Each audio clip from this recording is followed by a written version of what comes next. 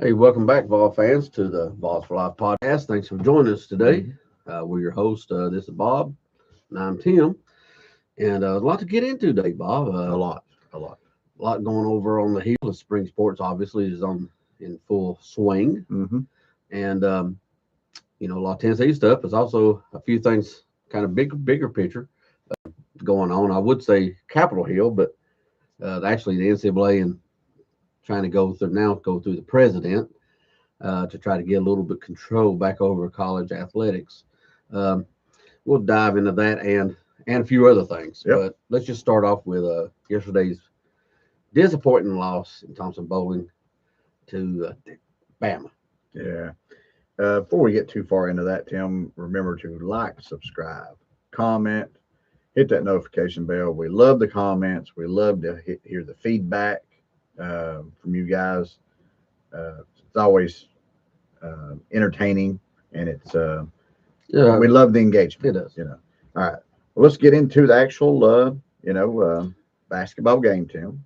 Um, it stunk. Um, there was some good and bad from the game. Yeah, Um, had a double-digit lead. That yeah, was good, I again, guess. yeah, Right? yeah. Bama ends up with the only lead of the game that they had at the very end. Yeah, that was the bad part. Yeah. Yeah. Uh, the refs are horrible. Don Bailey, particular. Uh, Worst officiated game I've seen this year, and that takes I takes. have heard more than one person say that actually. It was horrible, Tim. Well, let me just say one thing here. If you had any questions of how bad this game was officiated, Tim, we shot the ball. We had 62-point shots, Tim. 60 to 58 total for Bama, counting 2 points and 3 point shots. And I think you said they had 29 2 point shots. Yeah, that's right. Okay, so we doubled their 2 point shots, but yet we had six free throws, eight if you count the technical, and they had more than double. Yeah, They they had had 13. 13. Um, yeah, Bob. I There mean, was I didn't get. mystery, several mystery calls. I know the one on Australia had me screaming at the TV. The guy was just standing there, gets the rebound, and I mean, it was just so many mystery calls in that game. The 3 point shots were all bad calls that they said we fouled them. I mean, you can't just because you touch the guy's foot, they just land on the ground. Don't count as a foul. I'm afraid. Well, yeah, if somebody's taking a nap on the ground and you touch them, I think it's a little late to call. But uh, unfortunately, I didn't really get to see. I saw the game, but I was watching it on my phone because I was doing some other stuff, and my 60-year-old eyes almost doesn't quite pick up the detail on that little bitty phone. So I couldn't tell you how. Several mystery calls. Berg, the one on Evans was like, what the crap? There was actually a foul on the very last play of the game there with Gillespie. He got a lot. That guy hit him big time in the body. Should have been enough for a foul to put some free throws together if we could have hit them. Uh, yeah, like Jason here said in the chat, that he caught up a little bit about the second half. The officiating was horrible, was terrible. It was terrible. I mean, I know we complain about that stuff, but man, I mean, Well, as a fan, you go and complain about the well, officiating, but Tim, for years we heard the people that tried to defend the refs say, "Well, we shoot a bunch of threes, so that's the reason why we don't get a bunch of free throws." Okay, well, you got the team that shoots the most 3 pointers in the NCAA we're going against, and they shot twice as many free throws we did. When we shot 62 point shots. yeah, I mean, there's something wrong here. and it was a home game. Let's face it, a home game you ought to get a little benefit of the doubt. That's Um, Whether I should or not, that's the way it exactly. normally It goes. should. That's usually the way it Yeah. goes. Yeah. I'll put it like this, Bob, and I'll get off. Personally, you keep talking about the refs. I don't care. Yeah. I But hate them. Go ahead. yes, you do. Um, no, Rick Barnes twice in his post game comments brought up officiating. Right. Um, if I didn't have to watch the game at all to tell you. If Rick Barnes brings up officiating twice in a post game thing, then the officiating was horrible. Well, okay, you're 100% right. Rick Barnes should have got a technical last night.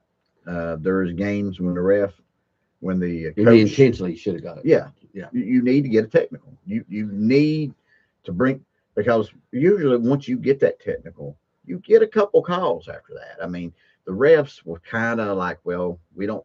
The eye, everybody's looking at us now, Yeah. so We got to even things out. we got to even things out. You need to get a technical every now and to kind of let the refs know that where you're at with this, and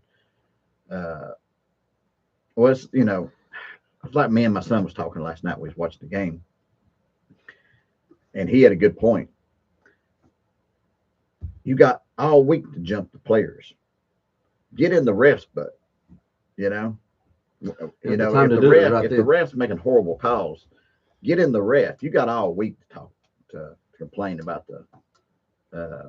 about a player doing something wrong, or whether he did or didn't do something wrong on a play. But anyway, yeah, let's get into the rest of the game. Let's get into the rest of the game. Ament got hurt. That sucked. Yeah. Hopefully, not bad. Well, we don't know as of right now anyway. I haven't heard. Like you was telling me earlier, yeah, he come back in the game, but he come right back out too. So, does that mean, what does that mean? I mean, to me, it tells me that they looked at his knee or whatever and didn't see anything structural. Right. But he got back out there and he couldn't go. So maybe, an MRI will probably, show if there are any damage there. And maybe that's what he's looking for. Maybe he's looking at some confirmation. Bob, sometimes it's mental. Hey, complain about these kids not playing through pain or whatever. A lot of people will, or everything. But if I'm a top 10 NBA draft pick and I've got a question in my mind, I'm not going back out there. Yeah. And it's not good business sense. And I wouldn't expect him to go back out. Right. So, but hopefully, though, it's just something you'll wake up a little sore today, run around on it a little bit, and it feels better. Right. Now, I wouldn't expect him to miss much time. I would not be shocked if he missed a game or two in order to get back ready for the tournament. But, who knows? Yeah, we got a road game this week, South Carolina. You hope you don't need Ament to win. South Carolina, probably the worst team in the league. Right. One thing, though, with or without Ament, we got to start making 3-foot shots. Yeah, we are the best offensive rebounding team in the country, but there's a reason. Part of that deal, we got a little bit of a advantage there because nobody else is missing as many as we are. So we do have an advantage there in that aspect. A lot of opportunities. A lot of opportunities. There was a stat that came out this week, and I don't have it in front of me. I wish I could find it. That said we was the number 1 rebounding team in the country, but we was like 290th or something like that in converting those rebounds into points. It seems like so many times we'll get a rebound and miss a layup, put it back. Yeah, or kick it back out for an open shot and then miss it. Miss it. Yeah, we got to do a better job at converting those. That's. Which I don't know. I don't know if that's something we're going to do a better job. This late in the season, it probably isn't. I mean, you might get an individual game that you do, right? Hopefully it's the right games. Yeah. I would like give them another credit on another thing though.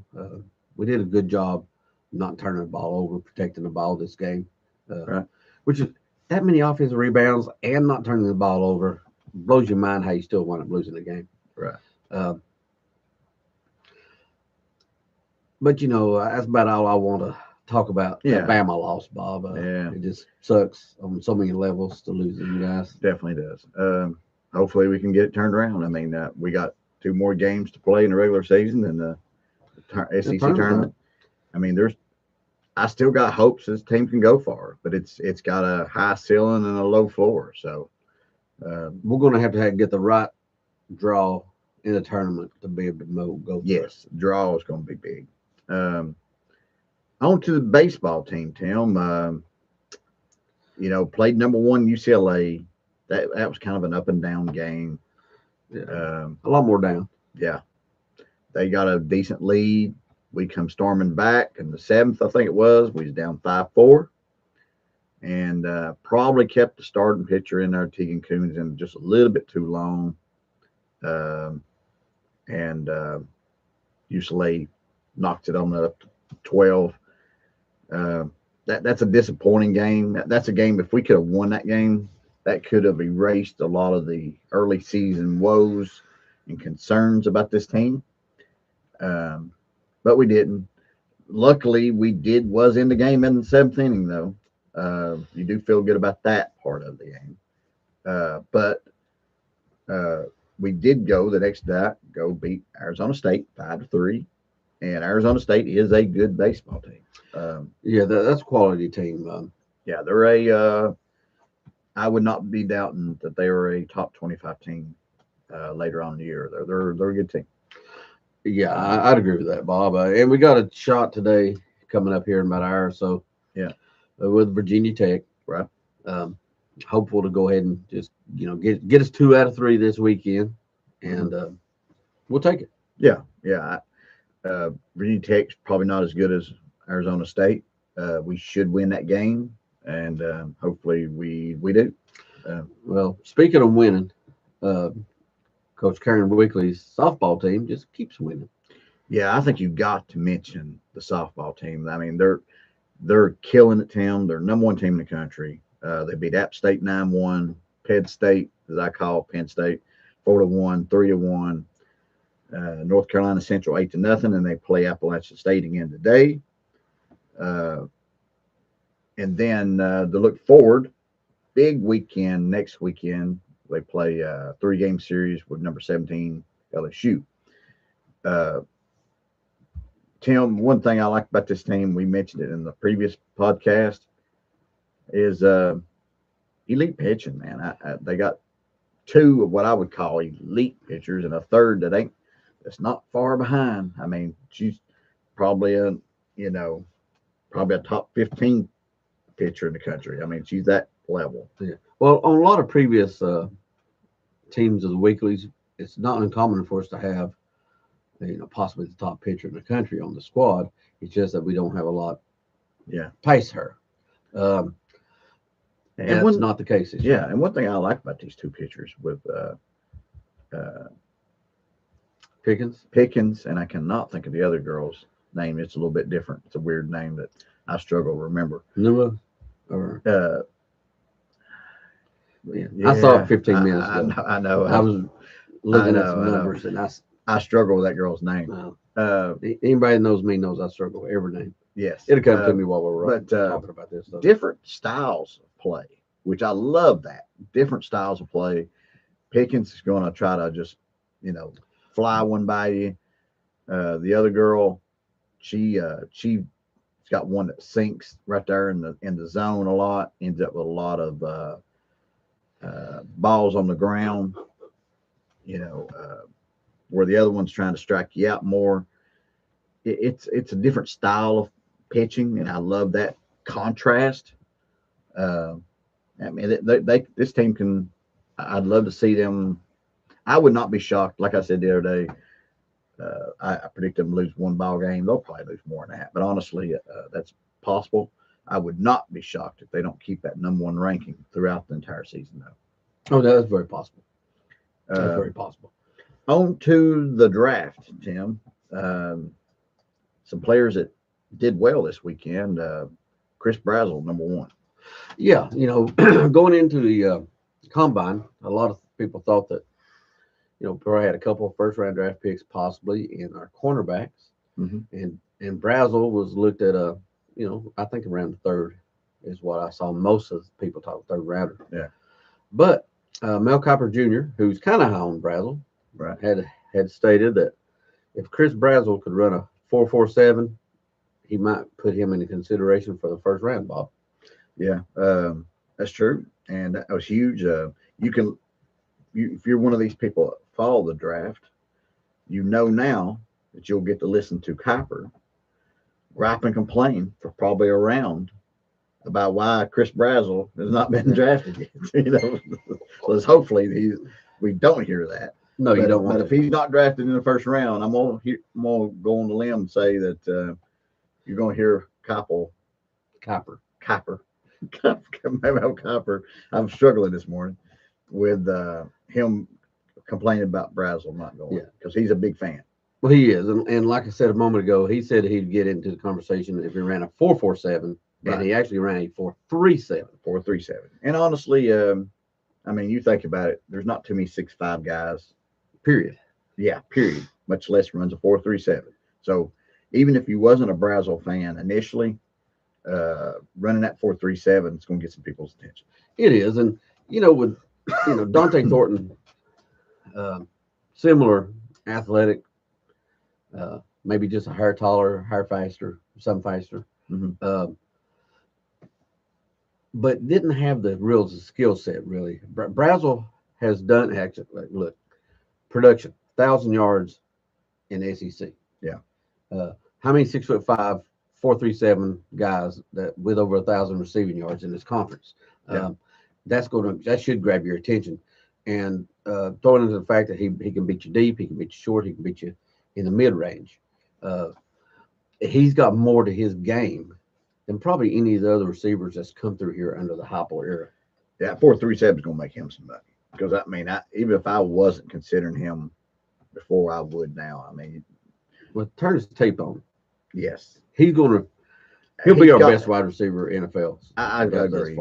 I did not think. I don't know if y'all remember on this podcast, I thought Hyatt had a real possibility of a bust factor, and he turned out it was true.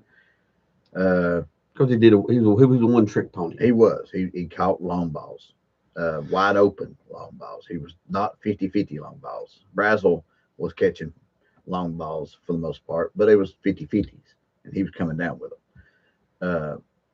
I feel a lot better about Brazel's actually being able to stick and actually perform in NFL. I agree. Speaking of going on from him, though, and speaking of the cornerbacks, obviously McCoy's not running. He still don't want to put no tape down because he's cemented in as a high draft pick. Right. So as long as you get medical clearance, he is going to go high. Yeah. Does he do anything at pro day? I haven't heard. At this point, I'm maybe he might, but I'm not going to. Yeah, unless there's some interviews is about all I do. Right. Unless there's some issues and people are really concerned, and there's some talk of him slipping. I'm not sure why he would, but yeah. But as long as he's a top 10-ish guy. Yeah. If you have any concerns about what you would test, then I'm not running. Right. But Colton Hood probably made himself some money today too. Daniel Jeremiah was quoted this weekend over saying that he already had first round tape. Now after the combine, he had first round testing. Yeah.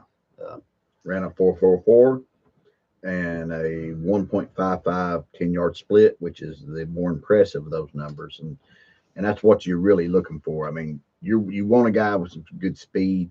4.45 is good for a corner, fast enough. What you're looking for, though, is the elite quickness, and Hood showed that with that 1.55 10-yard split. Yeah, and he's another one that's put it on tape. Yeah, and he's a physical guy, very can play some press.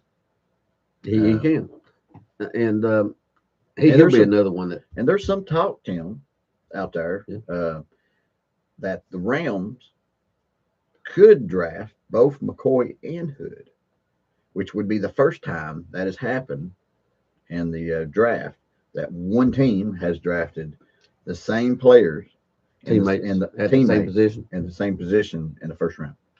That would be interesting. That'd be a nice trivia.